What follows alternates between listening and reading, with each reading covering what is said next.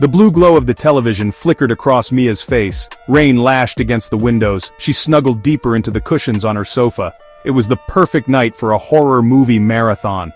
A loud knock echoed from somewhere inside the apartment. Mia paused the movie. Had she imagined it?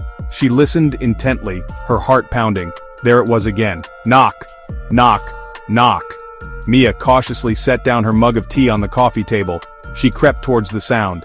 It seemed to be coming from the wall behind the bookcase. Each step brought a fresh wave of dread. Mia pressed her ear to the wall. Silence. She pulled the bookcase away from the wall, her breath catching in her throat. There was nothing there but bare plaster. Mia told herself it was probably just the old building settling. She tried to shake off the uneasy feeling that had settled over her. As she turned back to her movie, she thought she saw a shadow flit across the wall. She quickly spun around, but there was nothing there. "Just your imagination, Mia," she whispered to herself, trying to ignore the prickling sensation on the back of her neck. The rest of the movie did little to calm Mia's nerves. The knocking returned sporadically. Each time it seemed closer, more insistent. Mia's pulse quickened. She checked the locks on her door, twice. Just as she was about to convince herself it was all in her head, her phone buzzed. An unknown number flashed on the screen. Mia hesitated. She rarely answered calls from numbers she didn't recognize, but the insistent knocking in the walls made her think twice. She swiped to answer. "Hello?" she said tentatively. Silence. Just as she was about to hang up, a distorted voice whispered, "Don't open the door." Mia's breath caught in her throat. "Who is this?" she asked, her voice trembling. The line went dead. She stared at the phone in her hand, her mind racing. Who would call her with such a cryptic warning? And what did they mean by, "Don't open the door"? The knocking grew more frequent, more insistent. It seemed to be coming from everywhere now. Behind the walls, under the floorboards, even inside the air vents. Mia's fear escalated. She paced her apartment, clutching her phone like a lifeline. Another message flashed on the screen. This time it was a text. "They're here, don't let them in." Mia's heart pounded in her chest. Terror threatened to consume her. She didn't know who they were, but she knew she didn't want to find out. Another knock. This time it came from the front door. Mia froze, her blood turning to ice. The messages had warned her not to open the door. But what if it was just a neighbor? What if she needed help?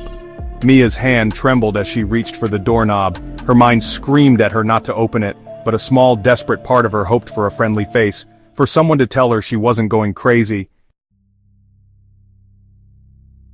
Taking a deep breath, Mia slowly opened the door. The hallway was empty. Relief washed over her, followed by a wave of confusion. If there was no one at the door, then who was sending her those messages? And what was making that incessant knocking? As she closed the door, the lights in the apartment flickered and died. Plunged into darkness, Mia fumbled for her phone, her heart pounding against her ribs. She used the dim light from the screen to illuminate the room. That's when she saw it. A tall, shadowy figure stood in the middle of her living room. Its eyes glowed with an unnatural light. Mia gasped, her back hitting the wall. The phone slipped from her grasp, clattering to the floor. She was trapped. The figure took a step towards her and the air grew heavy, difficult to breathe. Mia squeezed her eyes shut, bracing herself for the worst. But the attack never came. When she dared to open her eyes, the figure was gone. The apartment was silent, the only sound the frantic beating of her own heart. Mia stumbled through the darkness, feeling her way to the front door. She had to get out of there. Her hand closed around the doorknob, but it wouldn't budge. It was as if something was holding it shut from the outside. Panic welled up inside her, choking her. She was trapped. Suddenly her phone buzzed on the floor at her feet. She picked it up, her hand shaking so badly she could barely read the message. The screen displayed a single, chilling sentence. "Don't worry, you're next."